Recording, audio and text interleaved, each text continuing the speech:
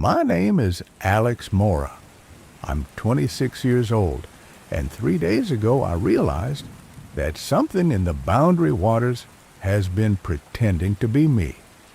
Not mimicking me occasionally, actually living as me, walking in my footsteps, sleeping in my cabin, doing my job while I'm somewhere else doing what I think is my job. I know how that sounds. I know it doesn't make sense. But I've got proof now, and that proof is worse than not knowing at all. I'm a wilderness ranger in the Boundary Waters Canoe Area Wilderness in northern Minnesota. Over 1 million acres of pristine lakes and forests straddling the Canadian border. It's one of the most remote postings in the lower 48, and I took it specifically because I wanted isolation. After 2 years of grad school surrounded by people who loved the sound of their own voices, I craved silence and solitude. The Boundary Waters delivered both in abundance. My sector covers roughly 60 square miles of the most remote section. Nothing but lakes, portages, and forest. No roads, no motors allowed, barely any cell signal, even with a booster. Just me, my canoe, and whatever campers are brave enough to paddle this far from civilization. In summer, I might see a group every few days. In shoulder season like now, late September, when the leaves are turning and the nights drop below freezing, I can go 2 weeks without seeing another human being. I loved it, past tense, because now I understand why the previous ranger quit after only 3 months, and why the ranger before that requested an emergency transfer in the middle of winter, and why this position has had 7 different rangers in the last 4 years. It started with small things I attributed to exhaustion or inattention. I'd return to my cabin after a 3-day patrol and find my coffee mug in a different position than I remembered leaving it. My journal would be open to a page I didn't recall writing. My spare clothes would be folded differently than my habit. Little discrepancies that were easy to dismiss as memory glitches. Then I found the duplicate entries in my logbook. Every ranger maintains a daily log. Weather conditions, wildlife observations, camper interactions, trail conditions, that sort of thing. It's part of the job, and I'm meticulous about it. I write my entries every evening before bed, dating each one, signing my initials at the bottom. On September 18th, I flipped back through the previous week to reference a camper complaint I documented, and I found 2 entries for September 12th, both in my handwriting, both signed with my initials, but with completely different content. The first entry, the one I remembered writing, described a routine patrol of the northern lakes, a family of loons I'd observed, weather conditions. The second entry described interactions with campers I'd never met, wildlife sightings in areas I hadn't visited that day, and observations about shoreline erosion on a lake I hadn't been anywhere near. I stared at both entries for a long time, trying to rationalize it. Maybe I'd gotten confused about dates. Maybe I'd written the second entry later and forgotten. But the ink was the same age, the handwriting identical, and the dates were clear and unmistakable. 2 September 12th entries describing 2 completely different days, both apparently written by me. I checked other dates. September 9th had duplicates. So did September 15th. So did yesterday, September 17th. Every few days there were duplicate entries in different handwriting, but each in styles I recognized as variations of my own. One set of entries matched my memories. The other set documented days I hadn't lived. That's when I started getting scared. I radioed headquarters the next morning, trying to keep my voice casual. "Hey, This is Mora at Boundary Water Station 7. Quick question. Have you had any other rangers working my sector recently? Maybe doing surveys or supplementary patrols? The dispatcher, a woman named Paula, who'd been with the service for 20 years, sounded puzzled. Negative, Mora. You're solo out there, same as always. Why? Just finding some inconsistencies in the logbook. Probably my own confusion, but wanted to check. You feeling okay? Not getting cabin fever already? It's only September. I'm fine, just being thorough. But I wasn't fine, because if no one else was out here and I hadn't written those entries, then who had? Or more disturbingly, what had? I decided to set a trap. That evening, before my scheduled patrol of the Western Lakes, I did several things deliberately. I placed my coffee mug in the center of the table with a handle pointing north. I left my journal open to a blank page with a pen lying diagonally across it. I took a single potato from my supplies and carved my initials into it with a knife, then placed it on the counter, small markers that would tell me if anything had been disturbed. Then I left on my patrol, taking the route I'd logged officially, west through the Chain Lakes, camp on the portage at Knife Lake, return in 2 days. Except I didn't go west. I paddled east for an hour, pulled my canoe into a hidden inlet on a lake that wasn't on my patrol route, and set up a concealment camp in the brush where I could watch my cabin from across the water. It was maybe half a mile away, too far to see detail, but close enough to see if anyone approached it. I waited, watched. The sun set, and I watched through twilight. Night came, and I watched by the light of a moon that was 3 days from full. The temperature dropped to near freezing, and I watched with a sleeping bag pulled around my shoulders and my breath steaming in the cold air. Around 2 a.m. I saw a light in my cabin. Not a bright light, just the soft glow of my propane lantern, the one I always lit when I was doing evening paperwork. Someone was inside my cabin, moving around, living in my space like they belonged there. I should have paddled over immediately, should have confronted whoever or whatever was squatting in my cabin, but something stopped me. Some instinct that said, if I went over there, if I made my presence known, something very bad would happen. So I watched, and after about an hour, the light went out, suggesting whoever was inside had gone to bed. In my bed, in my cabin, pretending to be me, I didn't sleep that night. I sat in the cold darkness, watching my cabin, trying to understand what was happening. At dawn, I saw smoke from the chimney. Someone had started a fire in my wood stove, was warming up my cabin, making breakfast with my supplies. Then, around 8 a.m., I saw a figure emerge from the cabin. Even across half a mile of water, even with morning mist rising from the lake surface, I could see it clearly. It was wearing my spare ranger uniform. It moved like me. I recognized my own gait, the way I favor my left leg slightly from an old hiking injury. It carried my pack, my paddle, and it walked down to the shore where my spare canoe was stored.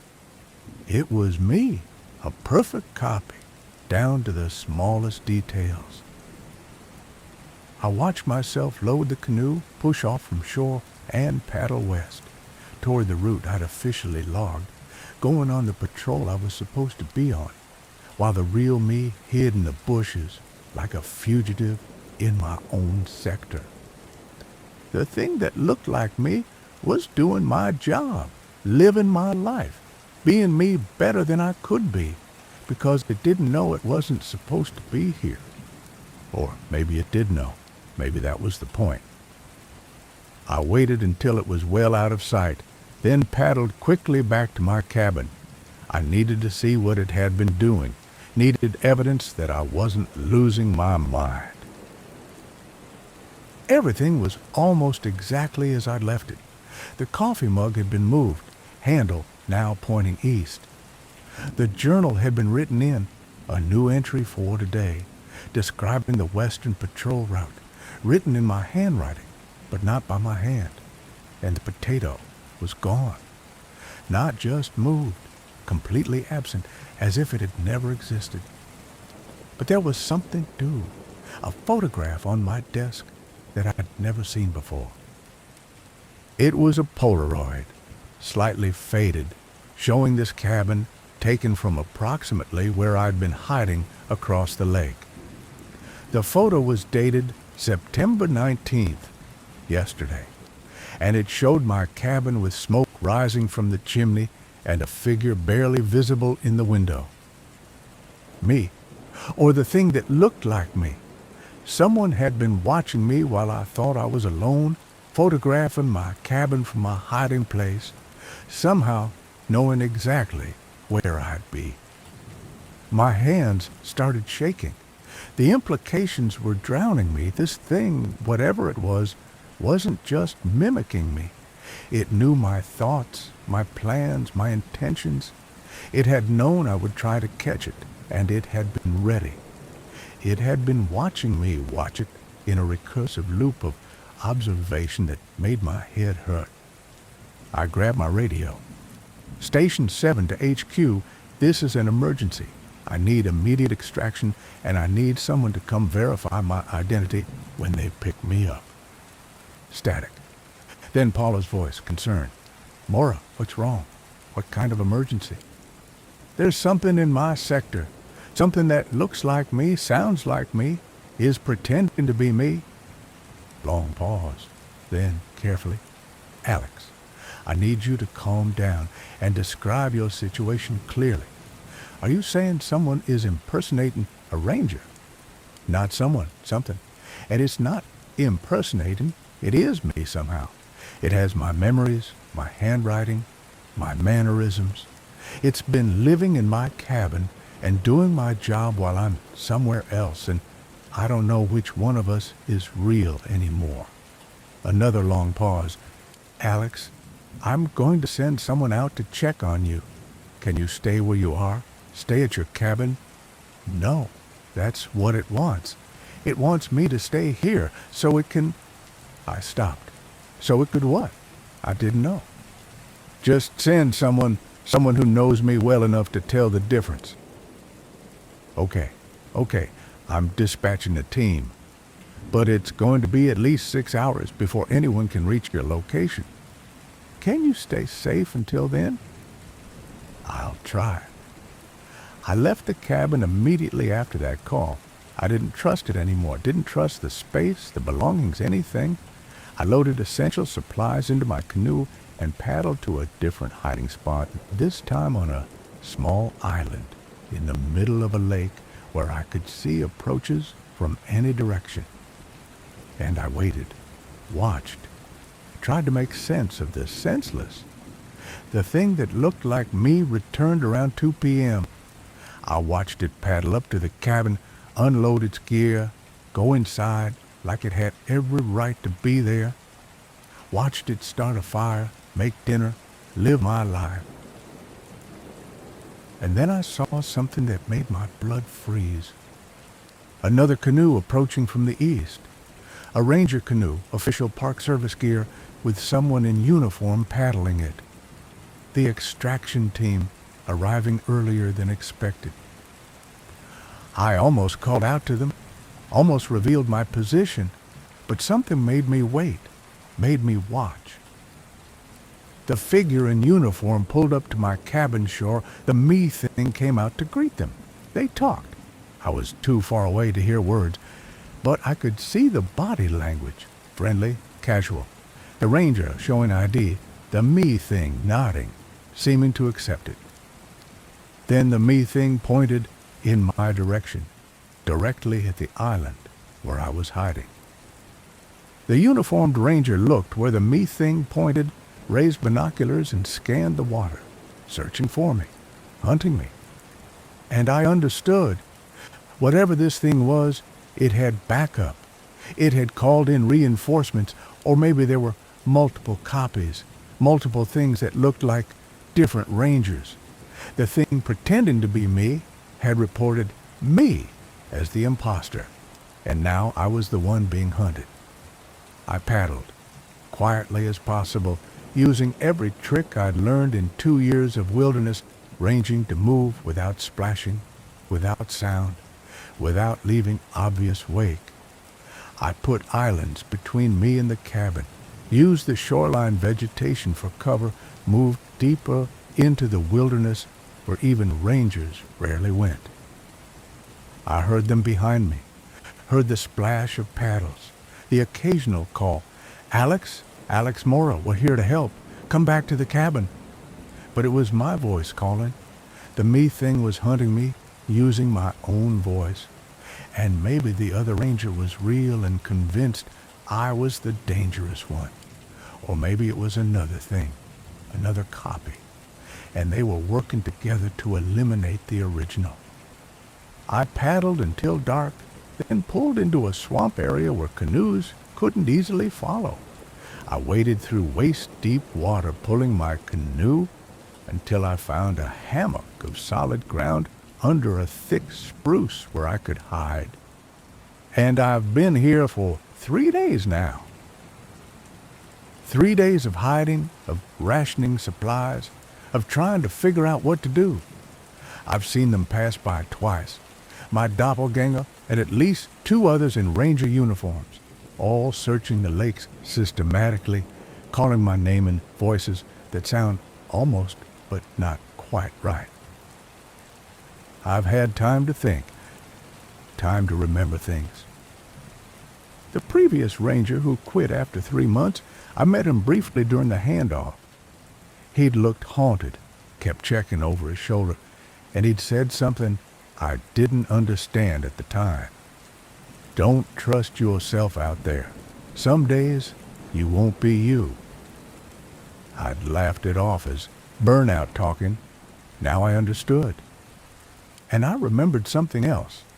Something from the local Ojibwe legends that an elder had told me when I first arrived, stories about the boundary waters that I'd filed away as folklore. He'd told me about the Bakak, shadow beings that lived in wild places and could steal a person's form.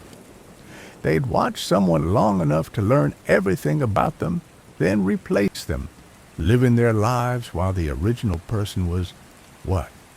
Killed? Imprisoned? Erased? The Bakak are patient, the elder had said. They watch for months, sometimes learning. And when they finally take your place, they do it so perfectly that even your family wouldn't know. The only way to tell is that they can't create anything new. They can only copy what already exists. They can mimic, but they can't originate. The duplicate journal entries. They were copies, similar to my writing, but reproducing patterns rather than creating new ones. The way my things had been moved but never rearranged in new ways. The absence of any truly novel observation in those false entries. The things out here could copy me, could live as me, but they couldn't be me, not really. I pulled out my journal, the real one that I'd brought with me, and started writing. Not a log entry, not an observation, something new, a poem, terrible and clumsy, because I'm not a poet, but genuinely original. The water holds what light refuses, shadow forms that memory uses. I am the only me that thinks the copies cannot cross that brink. It was awful poetry, but it was mine, created in this moment, something that couldn't be copied because it hadn't existed before I wrote it. And I understood what I needed to do. I waited until dark, then paddled quietly back toward my cabin. I could see lights inside. They were still there, still occupying my space. At least 3 of them, based on the shadows moving across the windows. I beached my canoe 50 yards away and crept through the forest. The ground was covered in dry leaves, normally impossible to move through silently, but I'd practiced this. I moved one careful step at a time, testing my weight, breathing slowly. I reached the cabin wall and peered through the window. 3 figures inside, all wearing ranger uniforms, all looking like me, sitting around my table, eating my food, discussing search patterns for finding the confused and dangerous ranger who was suffering a mental health crisis. They were telling a story to themselves, creating the narrative that would explain my disappearance. The official record would show I'd suffered a breakdown, became paranoid, fled into the wilderness, and either died of exposure or walked so deep into the boundary waters that I'd never be found. And meanwhile, one of these things would continue being Alex Mora, would do my job, live in my cabin, eventually transfer to a new posting where it could be me somewhere else, maybe eventually making its way to cities, to places where there were more people to replace, more lives to steal. How many people in the world were already copies? How many humans have been replaced by Bakak that could mimic perfectly but couldn't create, couldn't originate, couldn't be truly alive? I needed proof, evidence that couldn't be dismissed or explained away. I crept around to the equipment shed, found what I needed, the emergency flare gun we kept for search and rescue, the camera we used for documenting trail damage, and most importantly, the satellite phone with its direct connection to the regional headquarters that bypassed the radio dispatch. Then I did something stupid and desperate. I walked to the front door of my cabin and knocked. The conversation inside stopped. Footsteps approached. The door opened. I stood face to face with myself, with a thing that looked exactly like me, down to the small scar on my left eyebrow from a childhood fall. "Hello, Alex," I said to myself. "Hello, Alex," it replied. The other 2 appeared behind it, also me, also perfect copies, all looking at me with expressions that were almost right, but slightly off, like they'd learned concern and confusion from observation, but didn't quite understand the emotions behind the expressions. "You need to come inside," the first one said. "You're sick, confused. We're going to help you." "Prove you're me," I said. "Prove you're the original. I have all your memories, your knowledge, your skills. I've been doing your job perfectly." "That's not what I asked. Create something new, something I couldn't predict. Tell me something you've thought that isn't just a recombination of things I've already thought." It hesitated. The other 2 behind it also hesitated. A microsecond of synchronized confusion that confirmed they were all the same thing, all part of the same mimicking consciousness. "That's not how identity works," it finally said. "You can't prove you're real by making things up." "But I can prove you're not real by showing you can only make copies." I raised the camera and took their picture. All 3 of them standing in the doorway, identical, overlapping like a glitch in reality. Then I raised the satellite phone. "Regional headquarters. This is Ranger Alex Mora, badge number 7734. I'm calling to report a critical situation at Boundary Water Station 7. There are entities here that can perfectly mimic human beings. They've been replacing rangers, possibly for years. I have photographic evidence, and I'm uploading it now." The things that looked like me moved fast, faster than humans should move. But I'd been ready for that. I fired the flare gun not at them, but at the cabin roof. at the dry wooden shingles that I'd been meaning to treat for fire safety, but hadn't gotten around to yet. The flare hit, stuck, and within seconds, the roof was burning.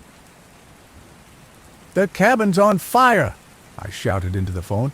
"I'm approximately 50 yards east of the structure. The entities are still inside.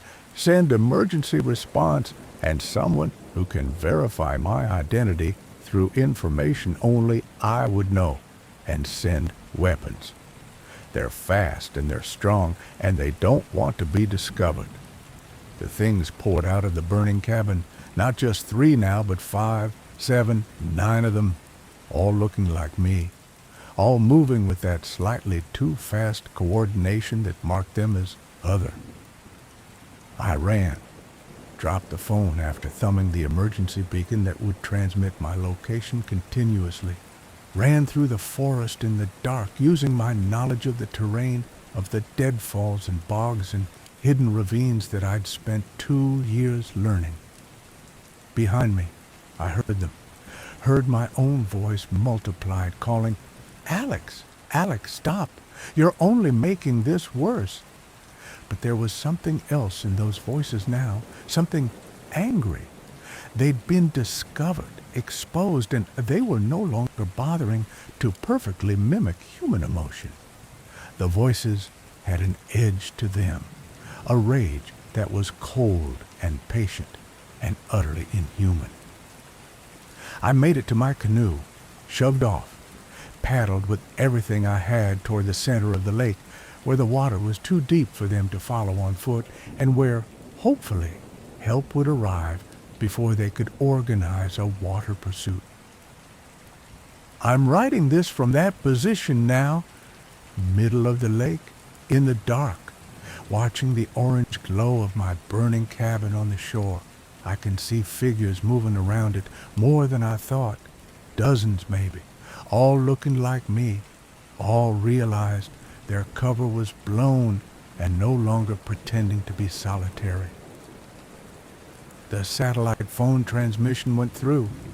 I heard the confirmation tone before I dropped it. Help is coming, but I don't know if help will be able to tell the difference between me and them. I don't know if I'll be able to prove I'm the original. All I have is this journal with entries that show evolution of thought, creation of new ideas, terrible poetry that only I could have written because only I was here to write it, and the photograph of multiple me's standing together, proof that something is duplicating human forms. I can hear helicopters now, sea lights approaching from the south. The things on the shore are scattering, disappearing into the forest. They know they can't all stay visible now that I've called for help. But they're not gone. They're just hiding, waiting for another opportunity, another isolated ranger or camper or researcher who spends enough time alone that they can be watched, learned, replaced. The boundary waters will keep their secret. The wilderness always does. And the next ranger who takes this position will probably last about 3 months before they start noticing duplicate journal entries and things moved slightly in their cabin, and the growing certainty that they're being watched by something that wants to become them. The helicopters are close now. I can see multiple craft, searchlights sweep in the water. I'm raising my arms, waving, signaling my position. And I'm praying that when they land, when they question me, when they try to determine which Alex Mora is real, I'm praying that being human, being original, being genuinely alive, leaves some mark that can be detected, some quality that copies can't replicate no matter how perfect their mimicry. Because if it doesn't, if the Baka can fool trained investigators, if they can pass every test we throw at them, then they've already won. They're already among us, replacing people one by one in isolated places, building their numbers until they're ready to move into cities, into populations. into positions of authority. The helicopter is landing on the shore. Rangers are disembarking, calling my name. I'm paddling toward them, hoping they're real, hoping I'm real, hoping that reality itself hasn't become so compromised that the distinction doesn't matter anymore. But I can see one of them standing slightly apart from the others, watching me approach with an expression that's almost right, but slightly off. And I realize they've already replaced someone in the rescue team. The Baka'ak are already closer than I thought, already moving through our institutions, our agencies, our communities. I'm still paddling toward them because I have no choice, but I'm also still writing in this journal, documenting everything, creating original thought that proves I'm human and alive and not just a very good copy. If you're reading this, if you're a ranger or researcher or investigator who found this journal, then you need to know they're real. The things in the boundary waters that steal forms and voices and lives, they're real and they're spreading. Watch for duplicate entries in logbooks. Watch for things moved slightly but never rearranged. Watch for people who can mimic perfectly but can't create anything genuinely new. Watch for yourself standing where you aren't supposed to be. And if you see your doppelganger, if you meet the thing that looks exactly like you, run. Don't try to fight it. Don't try to reason with it. Just run. Document everything and pray that someone can tell the difference between the real you and the copy. Because I'm about to find out if anyone can tell with me. The Rangers are walking toward my canoe now, 3 of them, all looking concerned and professional and exactly like Rangers should look.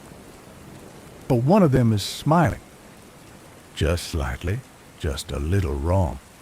And I don't think any of the others notice. Story 2. The stars are wrong at Crater Lake. My name is Dr. Samantha Chen, and I'm not technically a park ranger. I'm an astronomer on temporary assignment with the National Park Service at Crater Lake National Park in Oregon. I'm 38 years old. I have a PhD in astrophysics from MIT, and until 2 weeks ago, I would have told you that I understood how the universe worked. I would have explained with confidence how stars form, how they die, how light travels across billions of years to reach our telescopes. I would have cited equations and observations and the fundamental laws of physics that govern everything from atoms to galaxies. Now I know that I understood nothing, and I know that some places on Earth look up at the wrong sky. I came to Crater Lake in early October for what should have been a straightforward research project. The park has some of the clearest, darkest skies in the Pacific Northwest due to its elevation and remoteness, making it ideal for astronomical observation. My research focused on deep space imaging, photographing distant galaxies and analyzing their redshift to measure cosmic expansion. The Park Service had granted me a 3-month residency to use their facilities and conduct public outreach programs about astronomy. It was perfect. A quiet cabin near the rim of the caldera, access to pristine dark skies, and minimal light pollution. I set up my equipment on the rim overlook, calibrated my telescope, and began my observations on October 3rd. Everything seemed normal. Orion was where it should be in the autumn sky. The Pleiades cluster sparkled with its characteristic blue stars. Polaris held steady at true north. But on the 5th night, I noticed something odd in my photographs. I was imaging the Andromeda Galaxy, M31, our nearest large galactic neighbor, about 2.5 million light-years away. Standard target, one I'd photographed hundreds of times. But in the long exposure image that appeared on my laptop screen, Andromeda looked wrong. Not dramatically different, but subtly off. The spiral arms were rotated maybe 15 degrees from their normal orientation. The central bulge was slightly more pronounced. And there were stars in the foreground, stars that should have been between Earth and Andromeda, that weren't in their expected positions. I checked my equipment. Calibration was perfect. Tracking was accurate. Everything was functioning normally. So I took another image, 30-minute exposure this time. The result was identical. Andromeda, slightly wrong. Foreground stars displaced. I spent the next hour checking previous observations from other locations, confirming that yes, Andromeda had always looked a certain way. And no, it shouldn't look different from Crater Lake. The galaxy was 2.5 million light years away. It should look identical from anywhere on Earth. The difference in viewpoint from anywhere on our planet's surface was infinitesimally small at that distance. And yet, from Crater Lake, it looked different. I mentioned it to Marcus Webb, the lead park ranger, when I saw him the next morning. Marcus was in his 50s, had worked at Crater Lake for 20 years, and had the weathered, seen everything demeanor of someone who'd spent decades in the wilderness. The stars look different here, I told him over coffee at the visitor center. Not metaphorically, literally. The galaxies I'm photographing don't match their expected positions and orientations. He took a slow sip of coffee before responding. Different how? Rotated, displaced, as if I'm observing them from a slightly different location in space than I actually am. How far different? I haven't calculated it exactly yet, but maybe a few thousand astronomical units, maybe more. It's hard to tell without more data, but the displacement is definitely real. Marcus was quiet for a long moment, looking out the window at the impossibly blue water of Crater Lake. How long you been at the rim? 5 nights of observations. And you noticed this on night 5? Yes. Why? Because that's when people start seeing things. Night 5, night 6, that's when the pattern emerges. He turned back to me. I've been working here for 2 decades. We get astronomers and astrophotographers every year, and about half of them mention something similar. Stars in wrong places, constellations rotated, deep space objects showing unexpected features. They always notice it around night 5. My skin prickled. What do you mean? The pattern emerges. What pattern? The pattern that suggests Crater Lake isn't quite where maps say it is. He stood up. Come with me. There's something I need to show you.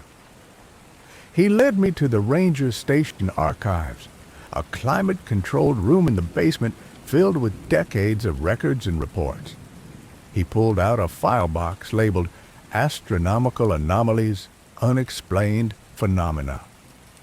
Inside were dozens of reports, some handwritten, some typed, some printed from emails dating back to the 1960s, all from astronomers, astrophotographers, or serious amateur stargazers who'd spent multiple nights observing from Crater Lake, and all reported the same thing. After several nights of observation, the sky began to look wrong. This one's from 1973, Marcus said, pulling out a yellowed report. Amateur astronomer from Portland. He was tracking Jupiter's moons and noticed they were in the wrong positions after 4 nights of observation. Not dramatically wrong, but measurably off. He recalibrated his equipment 3 times before accepting the readings were accurate. He pulled out another. This one's from 1989. Professional astronomer from Berkeley. She was studying variable stars and noticed their light curves didn't match archived data. The periods were slightly longer, as if she were observing from slightly further away. Report after report, astronomer after astronomer, all noticing the same impossible thing. The view of the universe from Crater Lake didn't match the view from anywhere else on Earth. Why isn't this common knowledge? I asked. This would revolutionize physics, space-time anomaly, gravitational lensing, something fundamental about how location affects observation. Because everyone who reports it gets dismissed, Marcus said. Equipment malfunction, observer error, atmospheric distortion. There's always a conventional explanation that sounds more reasonable than the sky is wrong at Crater Lake. And most people convince themselves that the conventional explanation must be correct because the alternative is too disturbing. But you don't think it's equipment malfunction? I know it's not, because it's not just the stars that are wrong. He pulled out a topographic map of the park. Look at this. Standard USGS survey map, accurate to within a meter. Now look at this.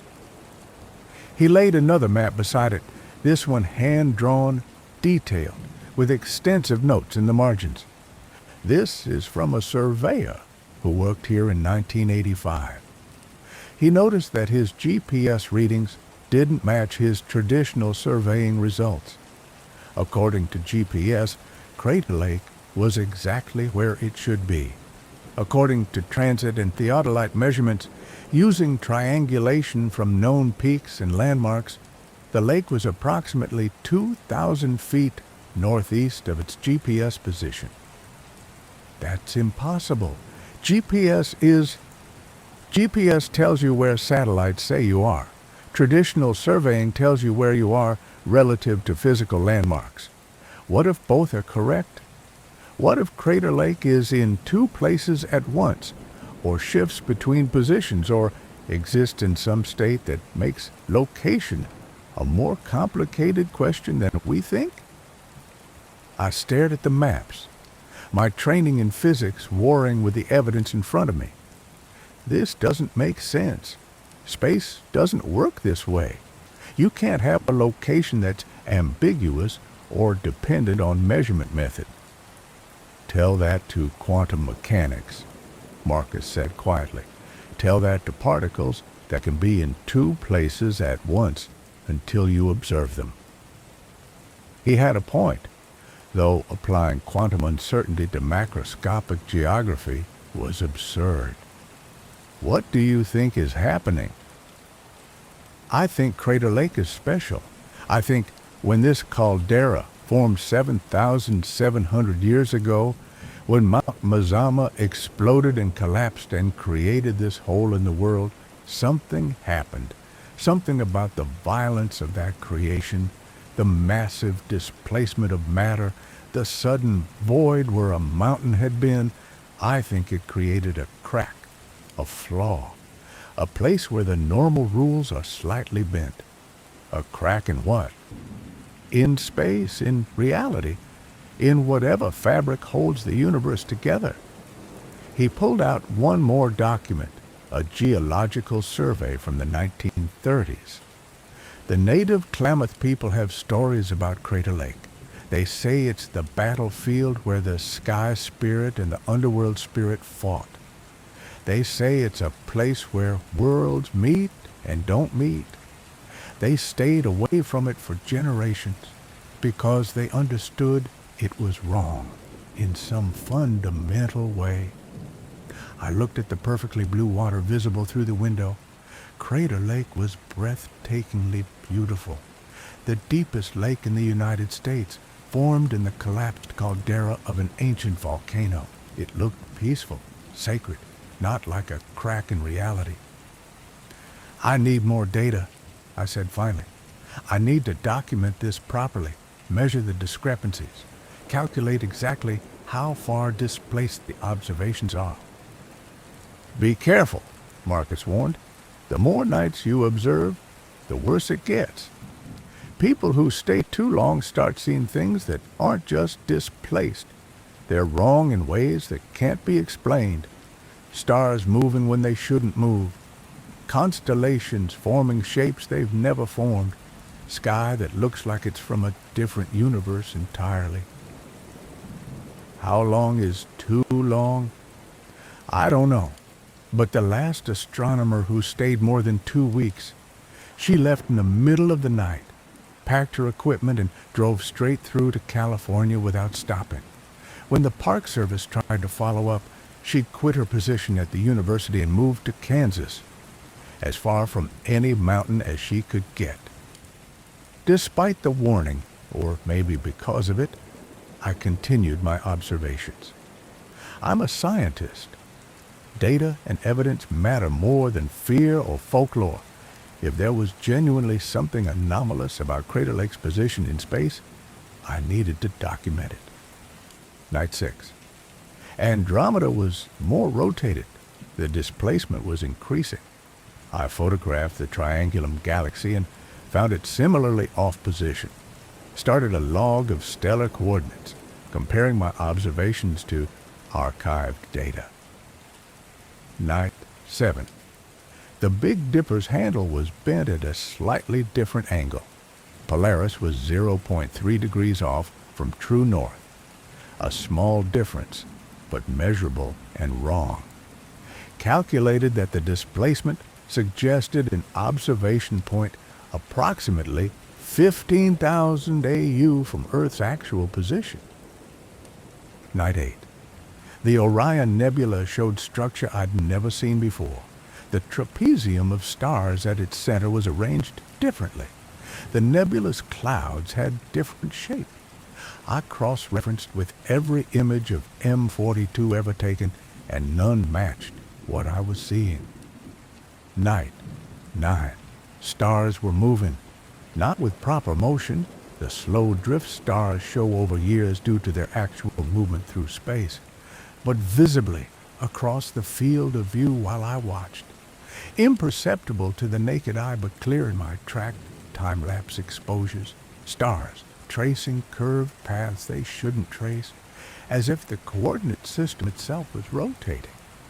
Night 10. I saw a constellation that doesn't exist. It was low on the horizon, visible only briefly in the darkest hours before dawn. 6 bright stars forming a distinctive pattern, a rough hexagon with a central star. I checked every star chart, every database, every historical record. The constellation wasn't there. Those stars in those positions forming that pattern, they didn't exist in Earth's sky. But they existed in Crater Lake sky. I photographed it extensively, documented the positions, calculated the spectroscopy from the light signatures. All 6 stars were real, actual physical stars, not illusions or atmospheric phenomena. They had measurable brightness, color, distance, but they weren't in any stellar catalog, weren't visible from any other location on Earth. Yeah, they were stars that only existed when observed from Crater Lake. I went to Marcus the next morning, shaking, my laptop full of images that shouldn't exist. I need to leave, I told him. This isn't just displacement. This is the sky is fundamentally different. I'm not observing Earth's sky anymore. I'm observing something else. A different location in space, he asked. No, that's the terrifying part. A different location would still show recognizable stars, just from a different angle. This is showing me stars that don't exist in our catalogs, in our maps, in our universe. These are stars from somewhere else, somewhere not connected to our spatial continuum. Or stars that do exist, but only for observers in certain locations, Marcus suggested. What if Crater Lake doesn't just occupy a different position? What if it occupies multiple positions simultaneously? What if standing here means standing in several places at once, observing several overlapping skies.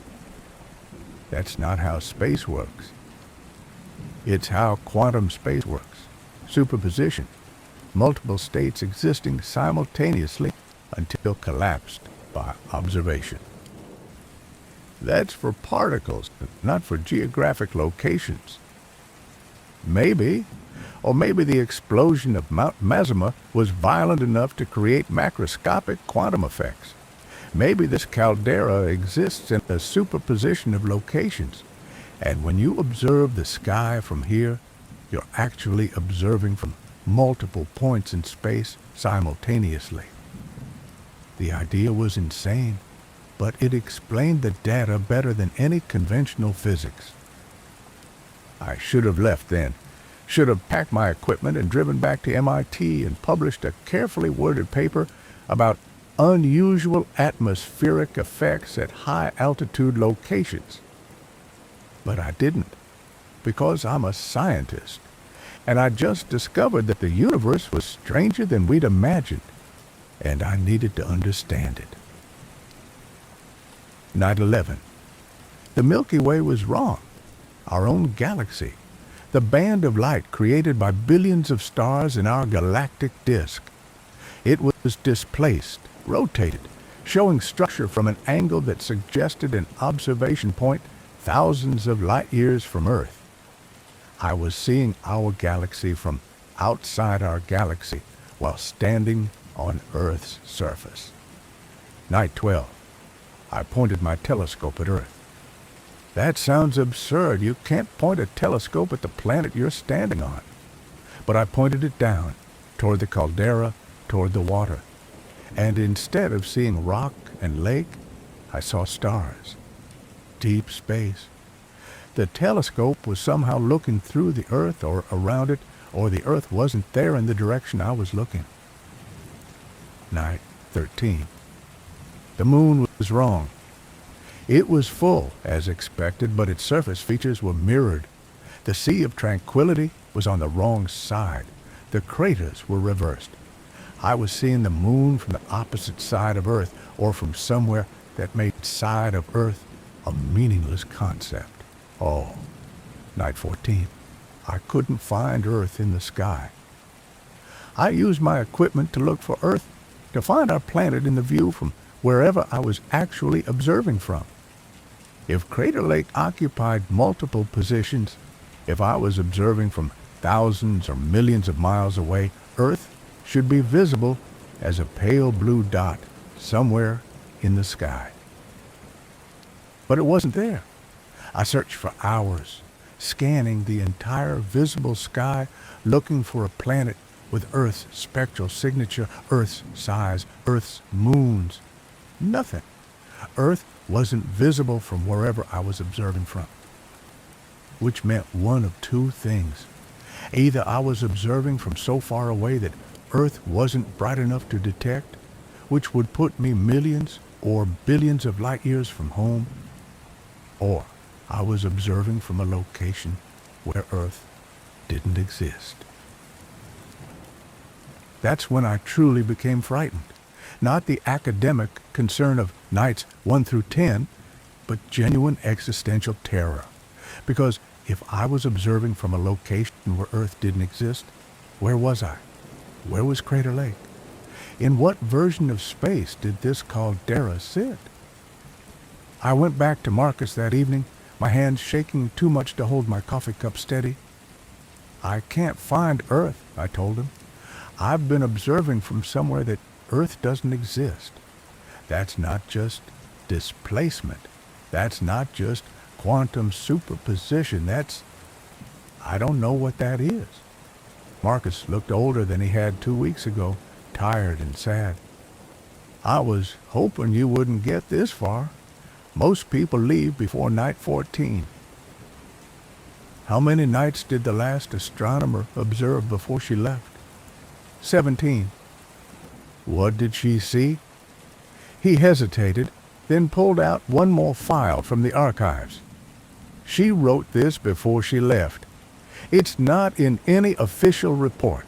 She just left it on her desk with a note saying, Don't let anyone stay longer than 2 weeks. The document was handwritten, barely legible, written in increasingly erratic script. Night 15. The stars are moving purposefully, not drifting, moving with intention, rearranging themselves into patterns, mathematical patterns.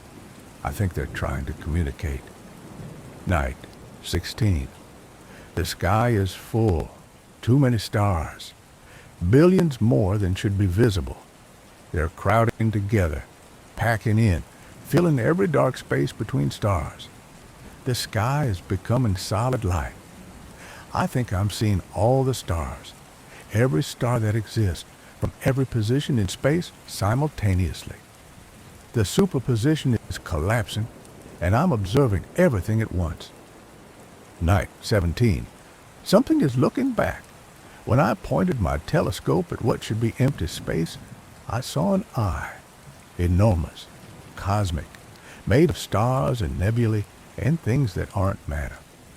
It saw me. It knows I'm observing.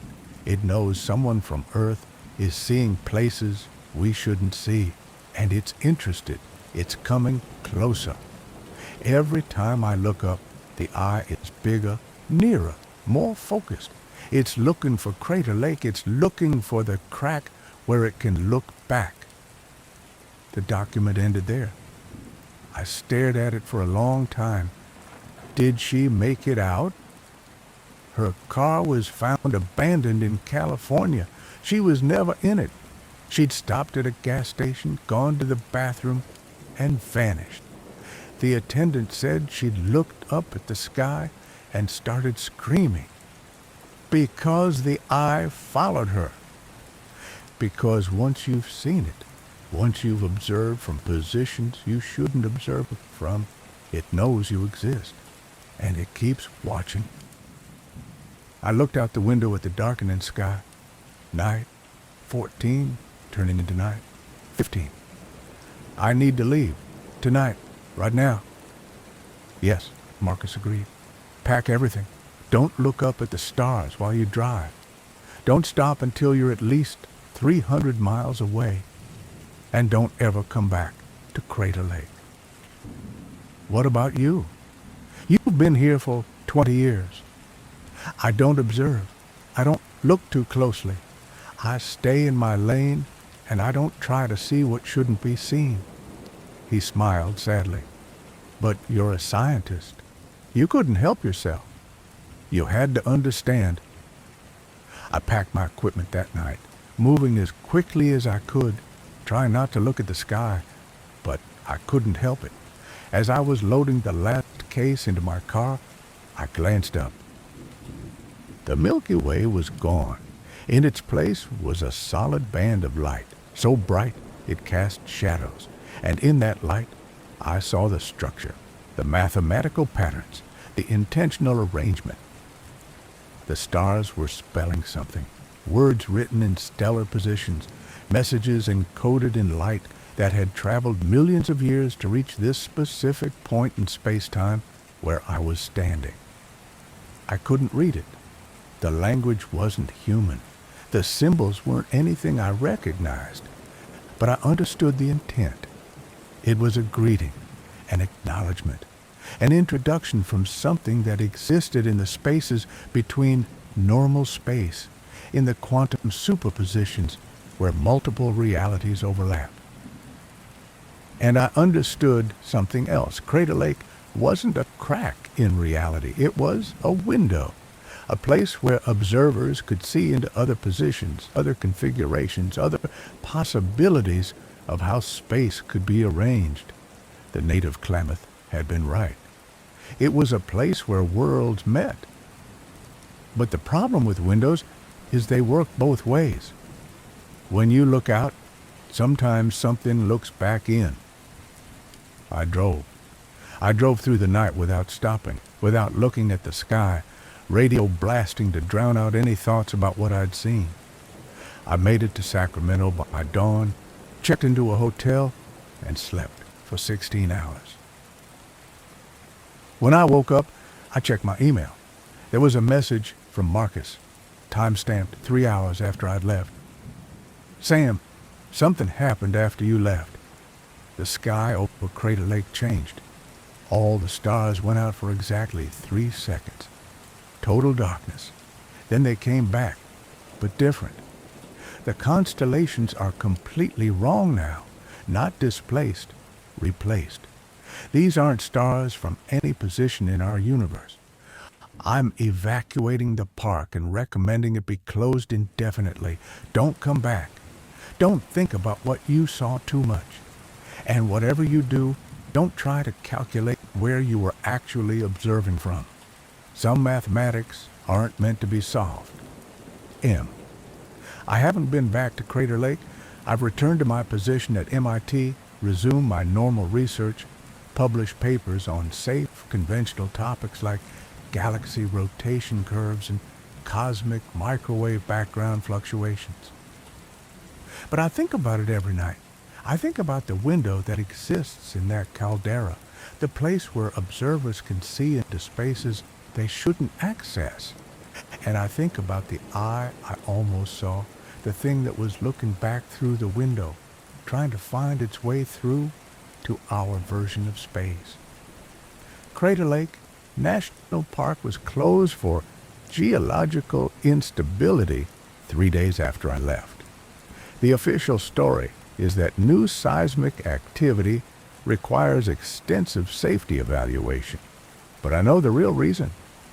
Because Marcus sends me updates, encrypted emails with observations from the few rangers still monitoring the site remotely. The sky above Crater Lake continues to change. Every night, new constellations, new stars, new patterns that look increasingly purposeful, increasingly mathematical, increasingly like something trying to solve the equation of how to cross from its space into ours. And sometimes when I look up at the night sky from anywhere on Earth, I see stars that seem familiar from my observations at Crater Lake. Stars that shouldn't be visible from my location but are there anyway, as if the superposition is spreading, as if the window is growing larger, as if whatever is on the other side is learning to reach through. I haven't told anyone the full truth about what I observed. My official report cited unusual atmospheric conditions and recommended further study. My colleagues assume I had equipment malfunction. The Park Service accepts the seismic instability explanation. But I've started keeping track of astronomical anomalies worldwide. Reports of stars in wrong positions, constellations that don't match catalogs, deep space objects showing unexpected features.